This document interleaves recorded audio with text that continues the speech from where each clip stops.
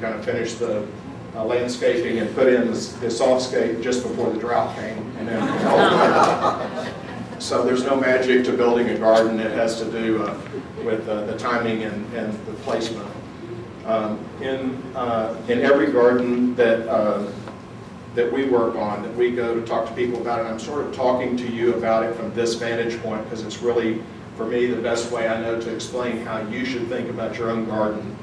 Not promoting that you call someone to come out and do your garden, but I'm promoting that you think about how your garden is developed and what you have as far as what your property is like, and then from there at least have a game plan of where you want to go with your landscaping, so that at the end you spend your dollars wisely and that you do things in the correct order, so that when you get to the end that you're happy with the results that you have.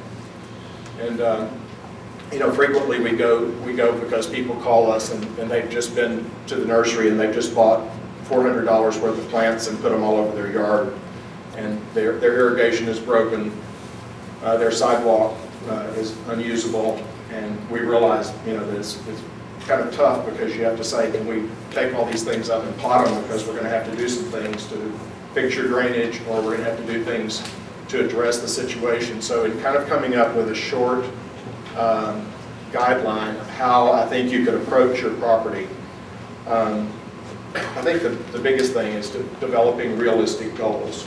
And over the course of the years, we've done all kinds of projects, very, very small, intricate projects. I lived in an area of West Texas for a number of years where the wind blew 60 miles an hour, the humidity was 10% frequently.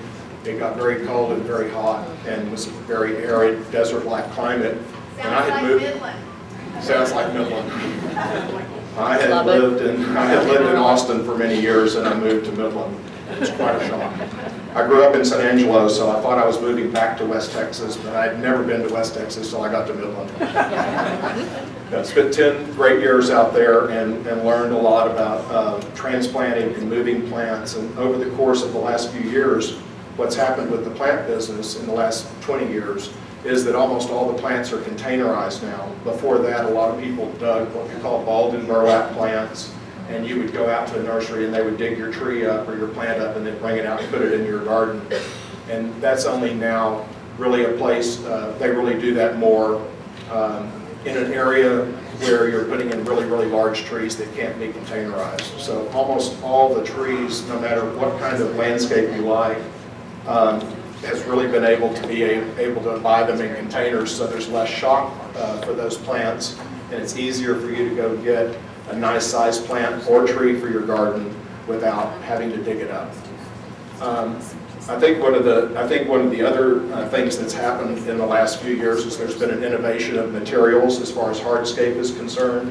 And so when I say the last years, I mean the last quarter of a century, 25 years. And San Antonio is really blessed with having wonderful materials, all kinds of really incredible materials, different stones, limestones, different granites, and different materials that you can use in your garden. There are some places, like Midland, for instance, where everything had to be imported and brought in, and so it's very difficult to find materials.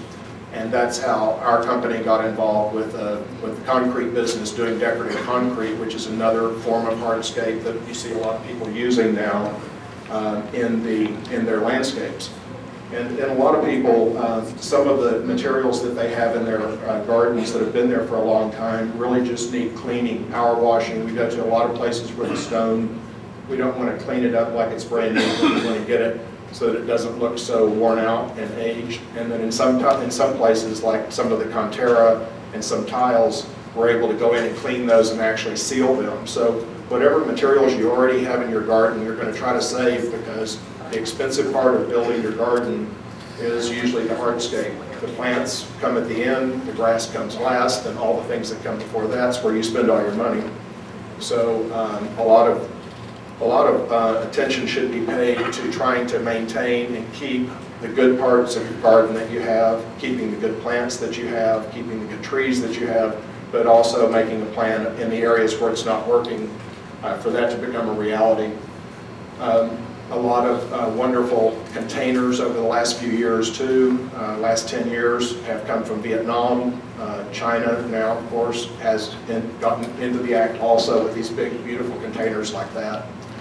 And I brought a couple of books that are on the back table if you'd like to look at them after the seminar today. I want to try to save the last few minutes of the seminar to just answer some specific questions from you all, because I know some of you came here with that in mind.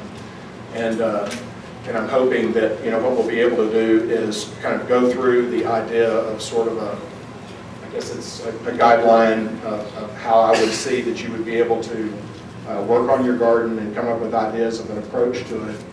And of course, the word realistic is a big old word, but I think trying to find a realistic set of goals about what to do with your landscaping is the first thing. I mean, how will you really use it?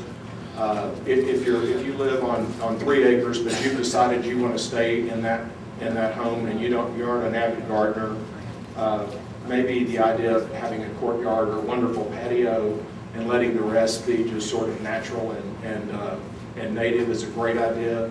So there are all kinds of different lifestyles, and people's lifestyles change. I go sometimes in developing realistic goals. These people have 4 kids. They're all in junior school. They're all getting ready to drive, and they have a 2-car parking area. It's like, you guys are going to have a hard time getting out in a couple of years. So I think that's one of the things that needs to be approached. So as you start to think about people's lifestyle, it involves kids, it involves everything you can imagine about how you live and how you want to live. Let's see if this remote works.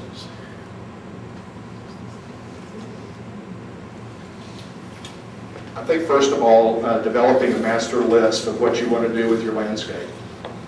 It may take time, but it's an easy place to start. It's a way for you to begin the ideas of what you want to create from your landscape.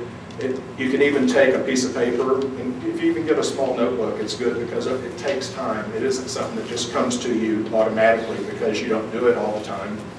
And you can write down the things about your garden that you like, and you can write down the things about your garden that you don't like. And in that way, you start off with a list of kind of the goals of what you want to do. I think having this master list helps you.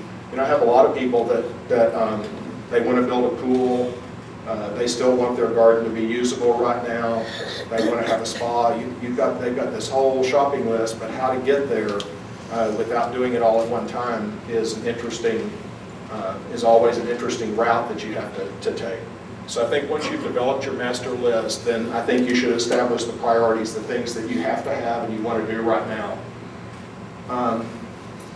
For me, at my new house, it was just getting a place where a big, nice patio where I could be outside and having a new entrance to my house, because it was kind of not just boring, it was kind of unsafe. It had some real tall steps of different sizes.